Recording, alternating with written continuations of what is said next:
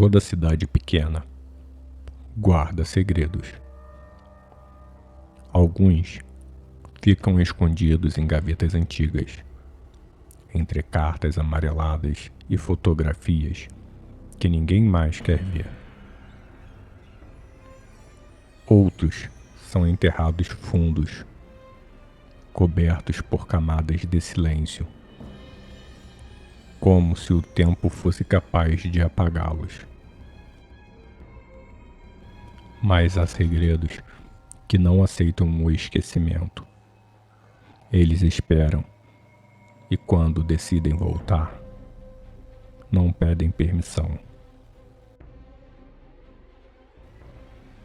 Lucas Azevedo passou quase 25 anos tentando não pensar naquela cidade,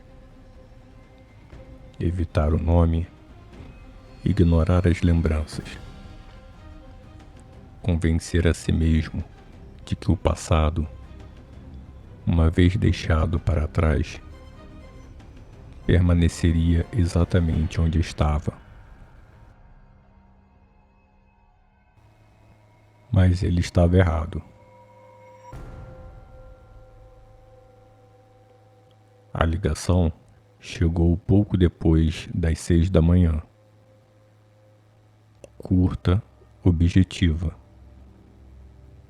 sem espaço para a emoção.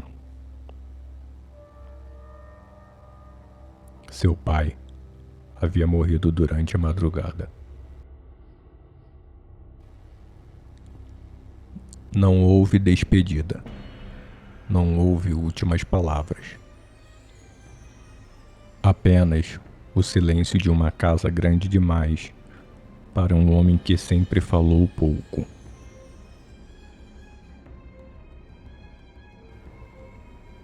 Lucas desligou o telefone e ficou alguns minutos parado, olhando para a parede do apartamento. O trânsito começava a se formar lá embaixo. A cidade grande seguia viva, indiferente à morte de um homem que jamais se sentira parte dela. Ele sabia que teria de voltar e odiava isso. A estrada parecia mais longa do que ele lembrava. Cada quilômetro percorrido era como uma camada sendo retirada daquilo que ele havia cuidadosamente enterrado ao longo de anos.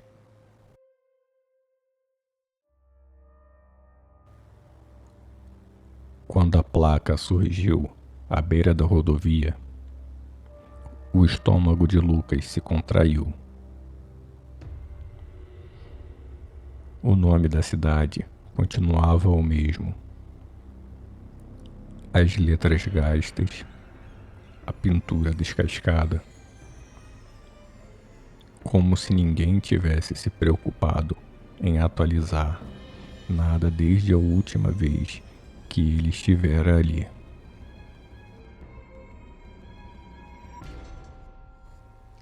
Alguns lugares não mudam, porque preferem fingir que o tempo não passou. As ruas eram estreitas, silenciosas demais para uma manhã de dia útil. As casas baixas, alinhadas, pareciam observar a passagem do carro com curiosidade contida. Lucas teve a sensação incômoda de que não estava apenas voltando, estava sendo esperado.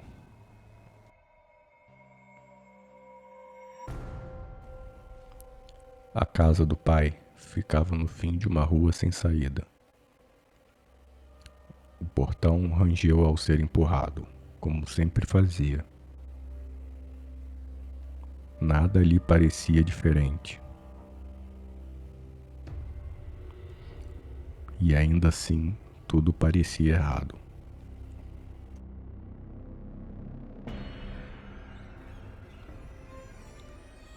O cheiro de madeira velha, misturado à poeira, o atingiu assim que ele abriu a porta.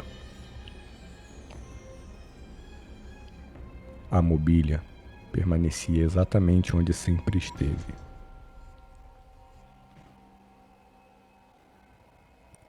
O relógio na parede ainda funcionava, marcando um tempo que, para aquele lugar, nunca avançava de verdade.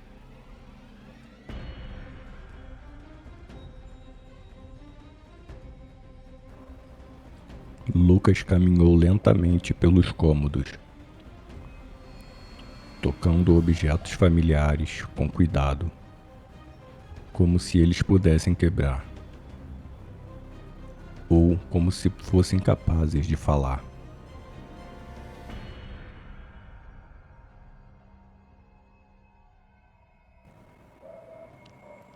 No quarto do pai, a cama estava arrumada demais para alguém que havia morrido ali poucas horas antes.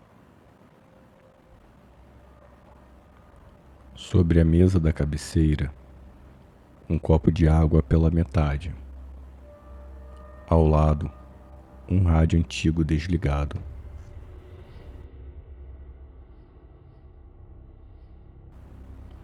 Lucas sentiu um aperto no peito.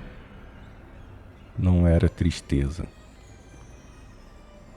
Era algo mais difícil de definir. Culpa, talvez.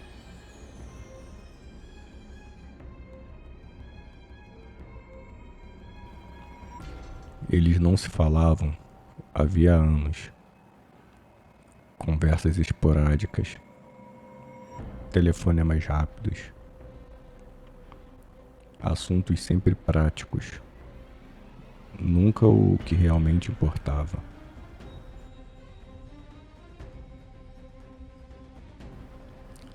Algumas perguntas ficaram sem resposta para sempre.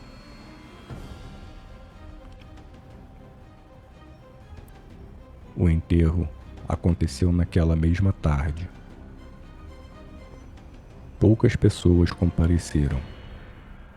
Alguns vizinhos, velhos conhecidos que cumprimentavam Lucas com acenos tímidos, olhares que duravam mais do que o necessário.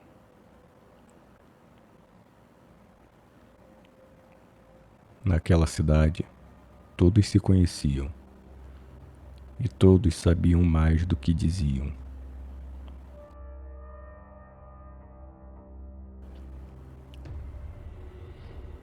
O delegado Ramos conduziu a cerimônia com palavras medidas. Falou sobre o pai de Lucas como um homem correto, discreto, respeitável. Lucas escutava em silêncio, mas algo o incomodava.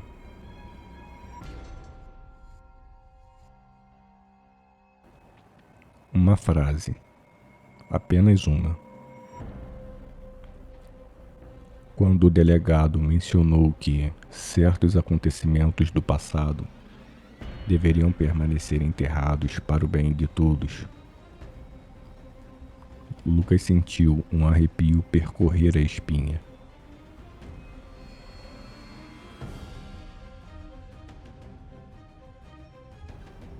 Não era o tipo de coisa que se dizia em um enterro comum.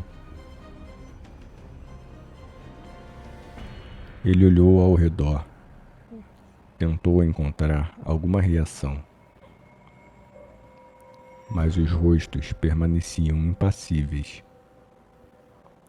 Alguns olhares se desviavam, outros encaravam o chão, como se todos soubessem exatamente do que se tratava. Como se todos tivessem concordado em não falar. O nome não foi dito, mas Lucas o ouviu mesmo assim. Ana Duarte. 20 anos antes, A adolescente havia desaparecido sem deixar vestígios. A cidade inteira participara das buscas. Houve promessas, houve investigações. E depois, silêncio. O caso foi sendo empurrado para longe, até se transformar em uma lembrança desconfortável que ninguém mais tocava. Lucas deixou o cemitério com a sensação de que algo havia sido reaberto, mesmo que ninguém tivesse dito nada.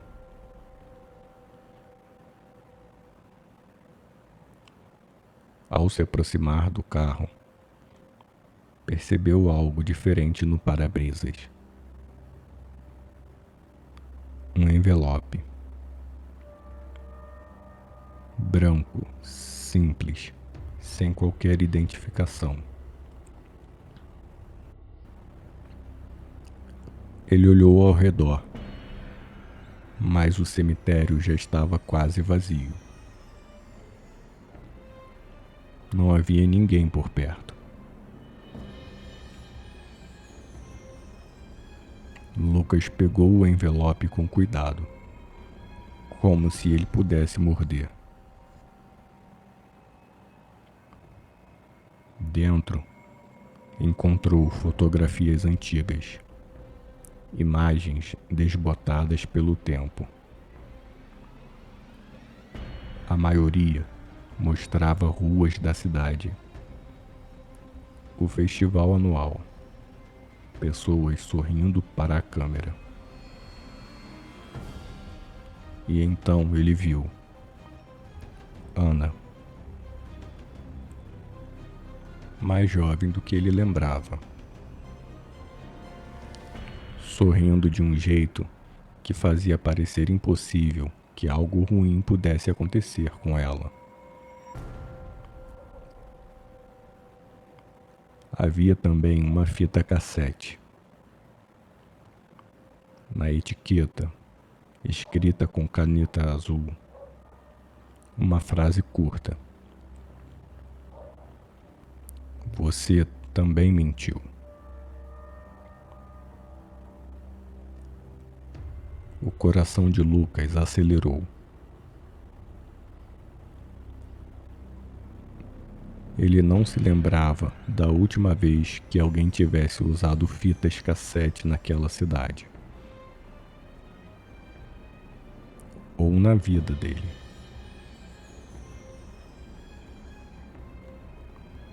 Ele voltou para o carro, fechou as portas e ficou alguns segundos apenas olhando para o envelope em seu colo.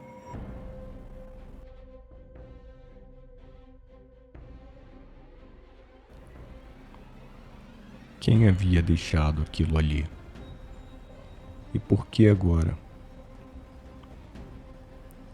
Lucas não tinha respostas, mas sabia de uma coisa: aquele retorno não era apenas para enterrar o pai. O passado havia encontrado uma forma de chamá-lo de volta. E não parecia disposto a ser ignorado novamente.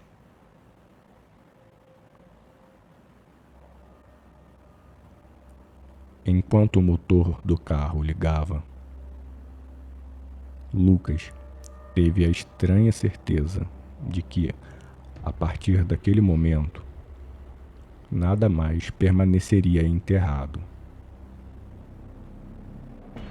E que algumas verdades, quando finalmente emergem, cobram um preço alto demais.